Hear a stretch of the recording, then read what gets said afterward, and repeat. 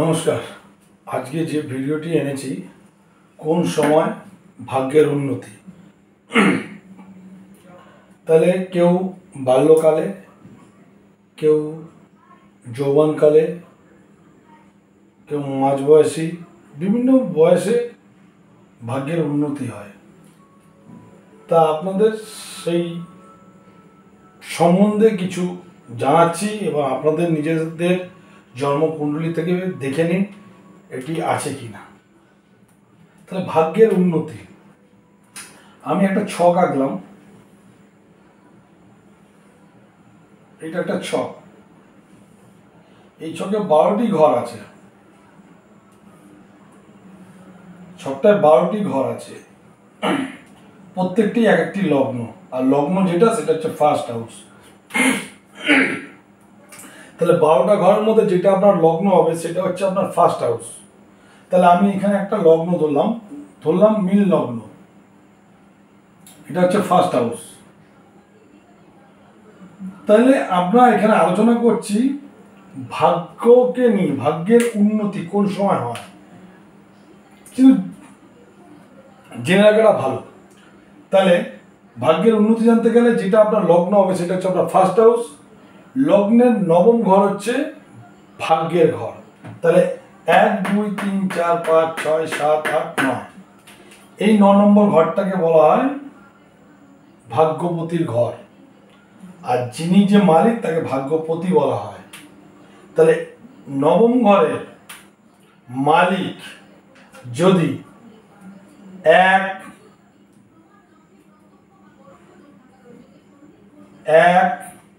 4 7 10, এই 4টে ঘরের মধ্যে যে কোনো একটা ঘরের অবস্থান করলে তাহলে 1 4 7 10কে বলা হয় কেন্দ্র।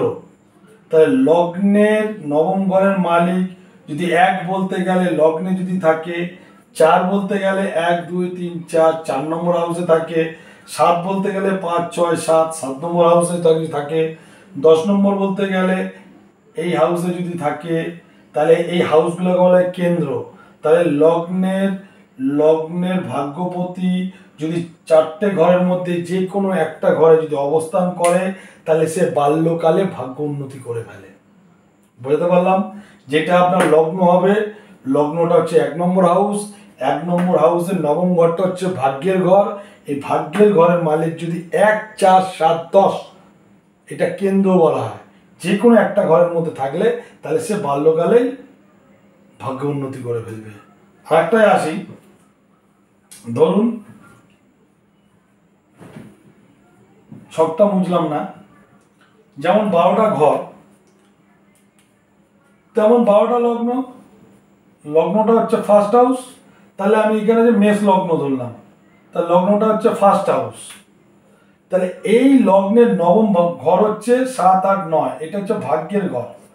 এই ভাগ্যের ঘরের যে মালিক, এই ঘরের মালিক যদি উচ্চ জায়গায় বা তুঙ্গস্থ বা ত্রিকোণগত হয়, তাহলে কি বললাম, তুঙ্গস্থ বা উচ্চস্থ বা ত্রিশরায় যদি অবস্থান করে তাহলে আপনি যৌবনে অর্থ বা ভাগ্য উন্নতি করতে পারবেন, ভাগ্য উন্নতি হয়ে যাবে আপনার। তাহলে কি লগ্নের ভাগ্যপতি গ্রহ যদি উচ্চ স্থানে থাকে বা ত্রিশরায় থাকে তাহলে যৌবনে উন্নতি, ভাগ্যের উন্নতি। আসি পরের ব্যাপারটায়, যেটা ছকটা রইল। ধরুন আমি এখানে 12টা ঘরের মধ্যে যে কোনো একটা লগ্ন ধরলাম, ধরুন মিথুন লগ্ন ধরলাম। আপনারা বলুন এটা ফার্স্ট হাউস, তাহলে আপনার ঘরের লগ্ন যেটা সেটা আপনার ফার্স্ট হাউস। তাহলে এই ঘরের নবম ঘরটাকে দেখতে হবে, ভাগ্যের ঘরটাকে দেখতে হবে। তাহলে 1 2 3 4 5 6 7 8 9, এইটা হচ্ছে ভাগ্যের ঘর। আর এই ঘরের যে মালিক থাকবে তাকে ভাগ্যপতি মালিক বলা হয়। তাহলে এই নবম ঘরে যদি বৃহস্পতি অবস্থান করে বৃহস্পতি গ্রহ যদি অবস্থান করে এবং ভাগ্যের এই যে নবম ঘরের মালিক বা ভাগ্যের যে মালিক সে যদি 1, 4, 7, 10 মানে কেন্দ্র ঘর, এগুলো বলে কেন্দ্র, তাহলে 1, 2, 3, 4, 5, 6, 7, 8, 9, 10 এই চারটে ঘরের মধ্যে যদি এই নবম ঘরের মালিক যদি এইখানে বা এইখানে বা এইখানে বা এইখানে যদি বসে থাকে, মানে 1, 4, 7, 10-এর মধ্যে যে কোনো একটা ঘরে ভাগ্যের ঘরের মালিক বসতে হবে আর ভাগ্যের ঘরে বৃহস্পতিকে বসতে হবে। তাইলে আপনি 20 বছর বয়সে উন্নতি করে ফেলবেন। 20 বছর বয়সে, আগেরটা ছিল বাল্যকালে, তারপরে যৌবনকালে, আর এটা বলছিলাম 20 বছর বয়সে আপনি উন্নতি করে ফেলবেন, ভাগ্যের উন্নতি হয়ে যাবে। আসা যাক আর একটায়, তাহলে একটু ছকটাকে একটু ভালো করে নিই, একটু আচ্ছা আচ্ছা হয়ে গেছে।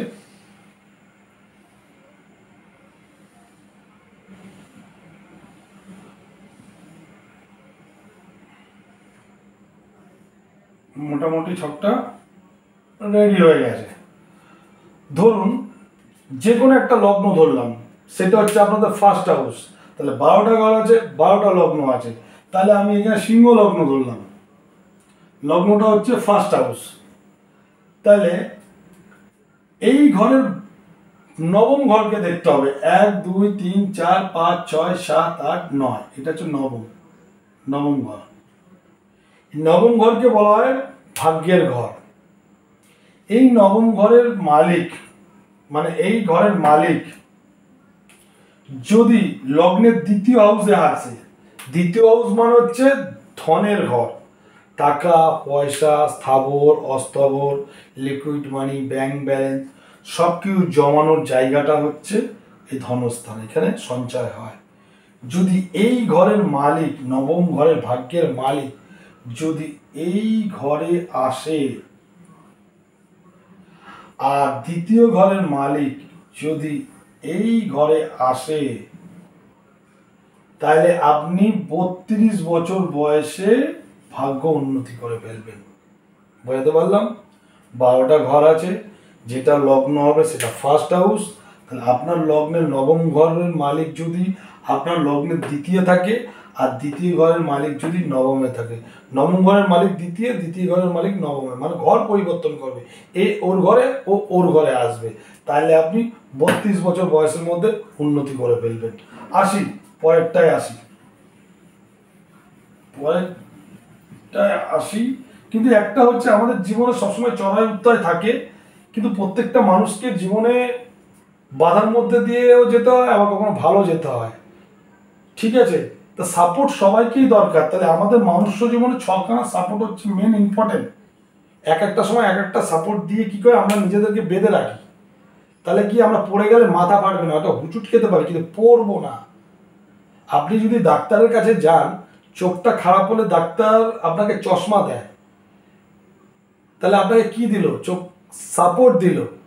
আপনার কি চোখটাকে ঠিক করলো? কি চোখ ঠিক করলো না, আপনাকে চোখটাকে দেখার জন্য, বাইরের জিনিসকে দেখার জন্য চোখটাকে সাপোর্ট দিল, চশমা দিল। তেমন আমাদের প্রত্যেকটা জীবনে মানুষের সাপোর্টের দরকার আছে। যদি সাপোর্ট না দিত আপনি তো দেখতে পারতেন না। বোঝাতে পারলাম?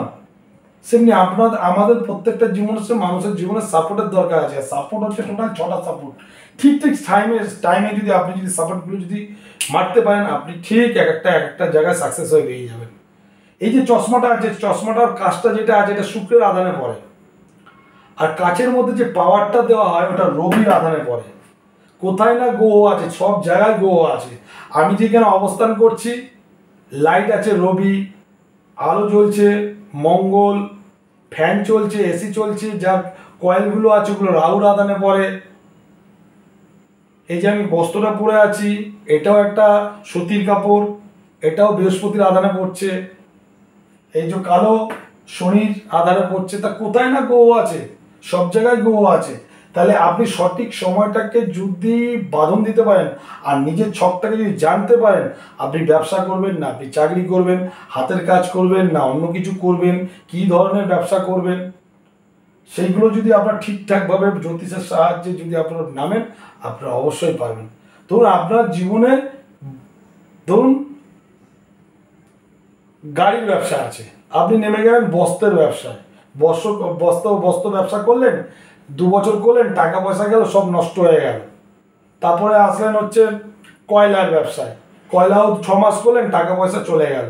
লাস্টে জ্যোতিষীর কাছে আসলেন, স্যার আমি এরকম ব্যবসা করছি, লস খেয়ে যাচ্ছি। দেখে আপনি যে ব্যবসা করছেন ওটা আপনার স্যুট না, আপনার স্যুট হচ্ছে অন্য ব্যবসায়। তাহলে আপনি সময়টাকে নষ্ট করছেন, আগে জানুন, সাপোর্ট দিন, ব্যবসায় নামুন, উন্নতি করুন।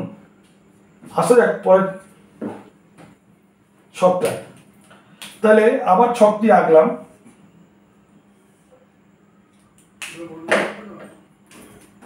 এটা একটা ছক, 12টা ঘর আগের মতনই।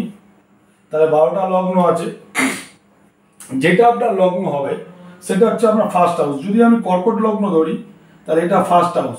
তো এই লগ্নের নবমপতি 7, 8, 9, এই ঘরটা নবমপতি, ভাগ্যের ঘর বলা হয়।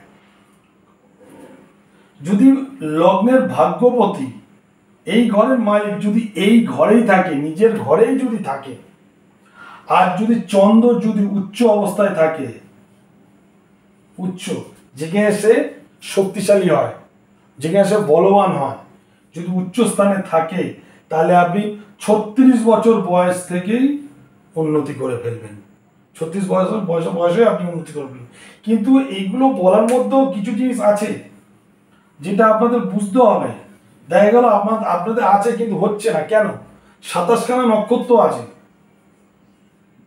27খানা নক্ষত্র আছে, তার মধ্যে জন্ম, সম্পদ, ক্ষেম, বধ, মৃত্যু, অতিমৃত্যু, পোতারি, সাধক, এই নক্ষত্রগুলোর মধ্যে যদি ভালো নক্ষত্র পড়ে যায় তাহলে আপনি ঠিক সময় বেরিয়ে যাবেন। আর যদি দেখা যাচ্ছে যে আপনার বধ, বিপদ, পোত্তারি এইসব নক্ষত্রগুলো থাকে, তাহলে ভালো করে কোনো অ্যাস্ট্রোলজারের কাছে দেখে আপনি সাপোর্ট নিয়ে বেরিয়ে যান, আপনাকে কেউ আটকাতে পারবে না। তাই আমার ভিডিওটি ভালো লাগলে সকল আমার দর্শক শ্রোতা, মা, ভাই, দাদা, বোনেরা যারা দেখছেন তারা ভিডিওটাকে লাইক করুন। এবং আপনাদের যদি কোনো সমস্যা থাকে, আমার নাম্বার তো দেওয়াই আছে, আপনারা ফোন করুন বা আপনারা আপনাদের সম্বন্ধে জানান, অবশ্যই সমাধান করার চেষ্টা করব। কিন্তু আপনাদের কাছে একটাই রিকোয়েস্ট বা অনুরোধ, যাই বলুন, আপনার কারোর কাছে আমি ভাই, কারোর কাছে দাদা, যে হিসাবে আমাকে দেখুন, আপনারা একটা লাইক করুন। আর আপনার লাইকে আমার ভিডিওর চ্যানেলটা চলবে এবং আপনারা অনেক নতুন নতুন তথ্য জানতে পারবেন। তাই আপনাদের কাছে আমি বিভিন্ন রকমের তথ্য নিয়ে আসবো, কিন্তু আপনাদের একটা লাইক আমার কাছে অনেক বড় একটা আশীর্বাদ। আপনারা অন্তত একটা লাইক আর শেয়ার করুন। নমস্কার।